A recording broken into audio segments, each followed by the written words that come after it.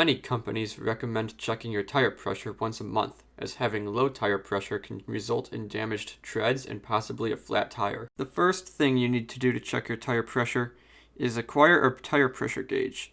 These can be digital, pencil style, or analog. Then look for the tire information sticker often found on the inside of the driver's door.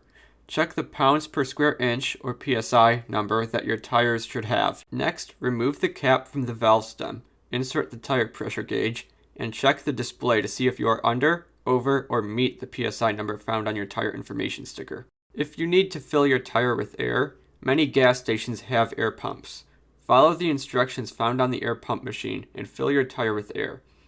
Many gas station air pumps have gauges built onto the hose, such as the one you see here, that help you check your tire pressure as you fill it up with air.